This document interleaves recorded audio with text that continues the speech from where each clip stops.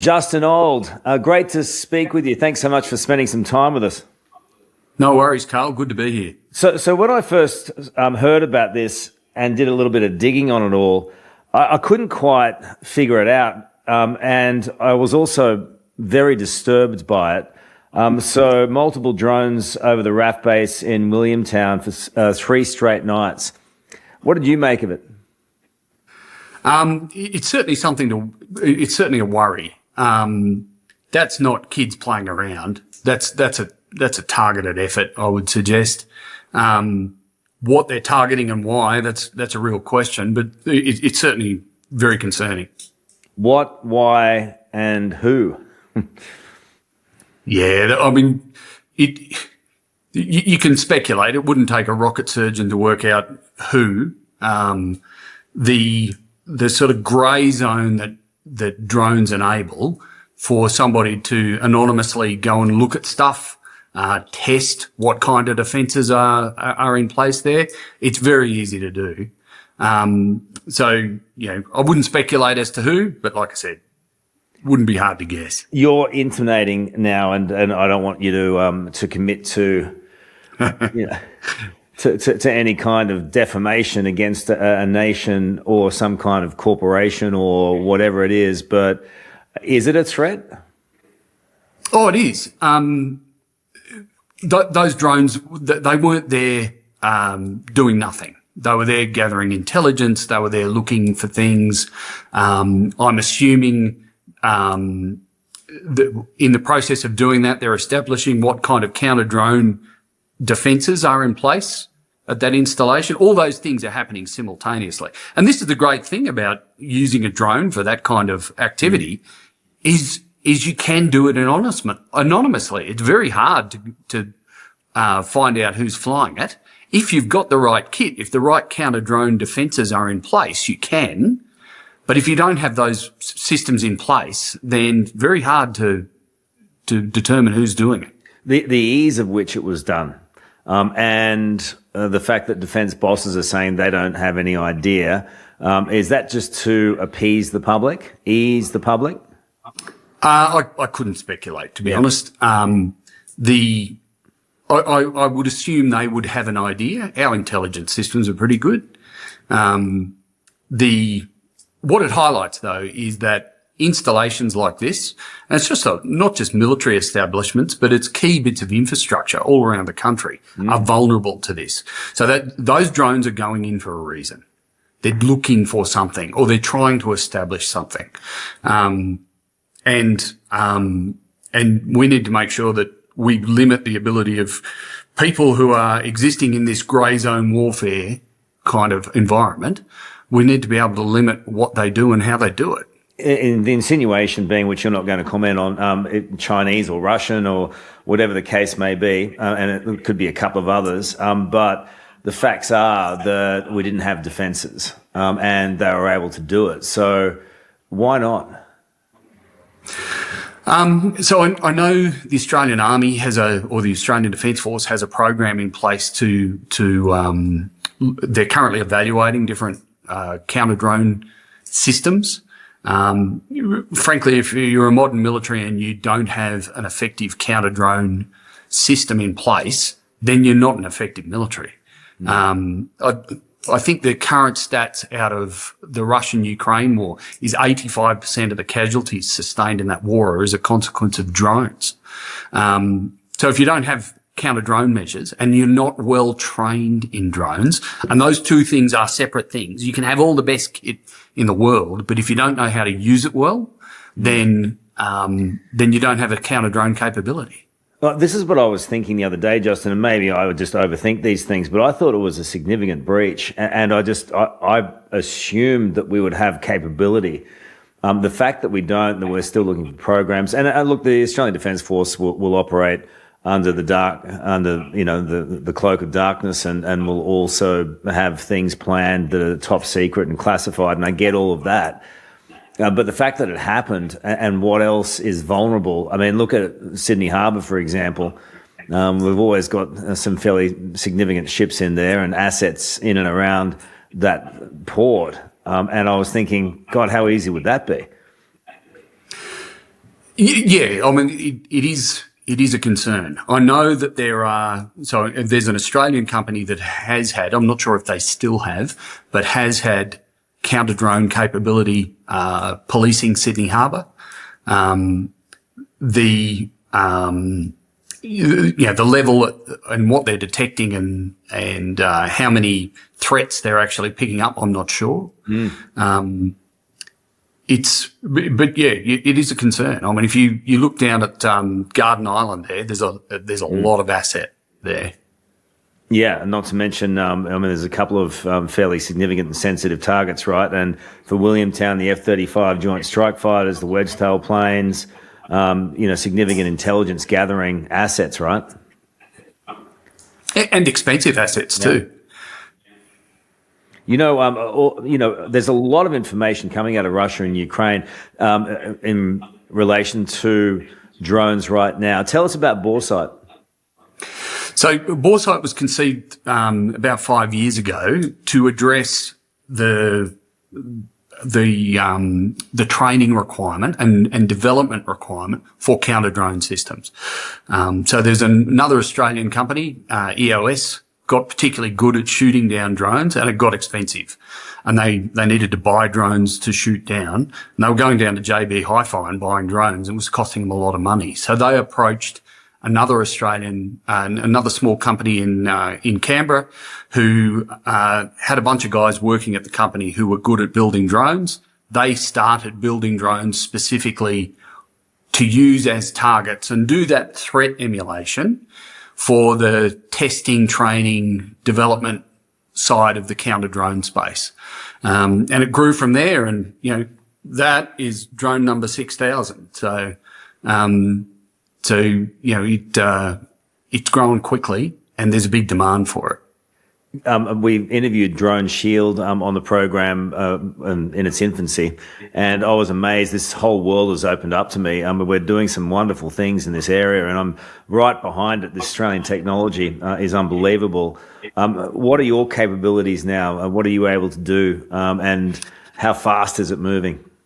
Yeah, so Drone Shield's a counter-drone company, and they're a customer of ours, as is EOS, Department 13, and a bunch of other companies around the world doing counter-drone equipment.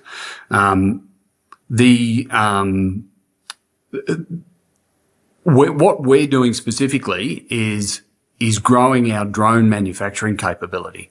So you can see behind me, there's 4 different drones up there. We're adding to that portfolio all the time, and people can buy those drones and use them to test their counter-drone system and train counter-drone operators. Explain how it works, how each of them works then in a live environment. Right. So using the little orange one there, that's the one that we've made most of. What you would do is that drone flies out on a live fire range scenario and you shoot it down. Now, if you're testing or developing counter-drone equipment, you need to do that in a repeatable, consistent manner, and you don't want it to cost too much. And that's essentially what they do.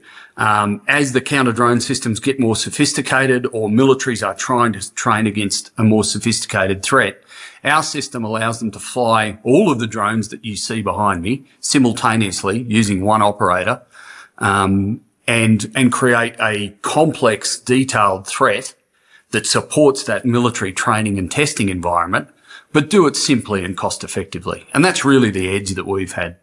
So what is the difference between them? So the red one, it can carry a payload, so it can drop stuff. You can put a dummy bomb on it. It's designed to fly further out, take a payload. There's other things you can put on it, radio payloads, that kind of thing, to simulate that kind of threat. The little orange one's just a basic drone. The black one here, it's a faster, larger target, so it simulates those faster, larger drones. And the little grey one, hovering over my head here, that's a drone that we have built for the Australian Sovereign UAS program, UAS being uncrewed aerial systems. And that was where the Australian Defence Force had a bunch of Chinese drones in service, and they were concerned about the cyber threat that created. And so they took all of those out of service, and 3 Australian companies were selected to provide an alternative to that. And that's our alternative. And so the Australian Defence Force has bought quite a few of those as well. So effectively the little orange one, and excuse my rudimentary understanding, but does the little orange one go in to see if they have any kind of anti-drone technology, and then the other ones can swing in behind? Yeah, so the little orange one is about as basic as a drone gets. It doesn't have a camera on it or anything like that. It's basically a flying target. A fancy clay pigeon, if you think of it. If we wanted to actually go and look at stuff, we'd use this one here. And that would allow us to actually do a reconnaissance, see what's on the ground. What we're doing with the colourful ones that you see behind me, those are the ones that emulate a threat and try and elicit a counter-drone response from either a military unit or for a company that's testing and developing counter-drone equipment, let's say a machine gun or a cannon. They would use that to shoot down, and the drone would fly once, if they're any good. Kamikaze drones. And is it air-to-air or is it service-to-air? So air-to-air is becoming, or interceptor drones, as they're calling them, they're becoming more popular. They are a very effective way of... How do they work? Do they just get on a signal, or how does it explain that to me? Yeah, different detector technology. The aim is to try and keep them cheap. So you don't want to put too much tech in the drone, because it's either going to blow up or smash into the other drone. There are some out there that carry around a net gun, and so they'll fire a net over the nuisance drone or the threat drone. So there's a few different options there. But in its most basic form, you get one drone to fly into another. I thought that vision the other day of that fruiter in the Ukraine, the Russian drone pursuit. I mean, that was, again, I think, as well as being completely and utterly shocking, was, I thought, another reminder of how far we've come and what we've learned out of Ukraine and the Russian war. And I know there's a lot of tech people in there, and I know that there's on the front line you can Temu weapons. I mean, it's just unbelievable. But that was a big wake-up call, surely, for authorities everywhere around the world. Well, the drones are very available, and if they're in the hands of indiscriminate people, that's an indiscriminate weapon. Militaries have been dealing with guided weapons for decades now. I mean, since the Korean War, we've had guided missiles and heat seekers and that kind of stuff. What we're getting to now is that guided weapon can be something you buy at JB Hi-Fi. If you have the equipment and the wherewithal to equip it with a bomb, now you can fly that thing anywhere that the drone will carry it. And so, as we saw with that poor fruiterer video, that guy going about his day, somebody had decided that he needed to be a target for whatever reason. And this is how careful we have to be about this threat. It can come from anywhere. And we would be sticking our heads in the sand if we didn't think that there's going to be some kind of drone threat occur in Australia, and not just somebody taking a peek around a RAAF base, but doing damage to infrastructure or people. And let's hope it's not civilian, as well as defence assets and defence personnel. How is your business going? Have you got any big deals overseas as well? Yeah, so the US is our biggest customer. We're going very well. We listed on the stock exchange a few months ago, so that gave us a cash injection. Up until that point, frankly, our biggest challenge had been keeping up with demand. We just couldn't build drones fast enough to satisfy the requirement around the world. And you're building them here? Yep, right here in Fyshwick in Canberra. Wow, that's fantastic. I mean, we all have to get our heads around all of this, and we can't hide from it, nor should we. I think it's wonderful what Australian contractors are building and shipping overseas. Have you had discussions about the Australian Defence Force as well and capabilities here?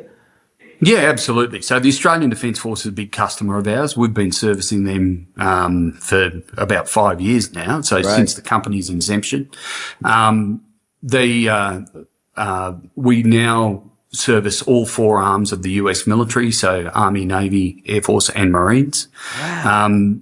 We're in Canada, Just UK. Quickly, how hard is that to get? How hard is that to get a deal with the US Defence Force? Initially pretty difficult. Yeah. But when you have a unique product that caters to a very fast growing market, we tend to be, the phone tends to ring a lot.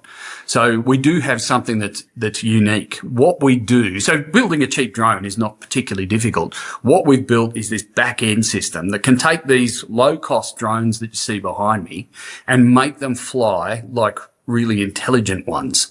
And do so with only one operator. So you can have a young corporal sitting on a range somewhere, creating this complex drone threat. And for a military testing and training environment, that's really useful. Yeah. It means they can have that environment. They don't have a whole bunch of guys there trying to fly drones. The drones fly exactly the same each time. So if you're testing two different counter drone systems, you can put the drones up, see how system number one performs, and then fly exactly the same scenario, 30 minutes later against system two. And then you've got a direct comparison, a very accurate comparison of two systems. So that's where our kit is really, gaining favour with the military, is because it supports that testing and training environment. It's not a hobby drone. It's a drone designed specifically to support that activity. Who did the tech? So, our chief technology officer is a particularly bright spark. He came up with he's the guy that started building eBay drones essentially and went, this isn't economically viable. And he designed a drone that we could build very quickly, and all the internal components are Aussie. So we're not worried about, cyber threats and somebody hacking the drone or anything like that. And it's supporting Australian industry. So, we're a strong advocate of Australian industry, and as we grow, what we're trying to do is Australianize every part of our production capability. So we started with electronics. Next will be batteries. So we'll be building our own batteries shortly. And as the demand grows, we'll be building, electric motors and other components and doing it all here in Australia. What's the future hold? Future for the drone industry, particularly the cost-effective, disposable drone industry, is huge. The opportunities in this space are immense. We're making targets at the moment. We're refining our production and delivery processes using the targets, but it doesn't take much imagination to work out what you can do with a low-cost disposable drone. Great to have you on the show. Love to touch base with you again, and well done to your team, and especially that smart cookie who's done the tech. They never get recognition, nor should they. I mean, they're behind the scenes people. He would shy away from it anyway. Well done, mate, and congratulations to everyone at Boresight. Thanks a lot, Karl.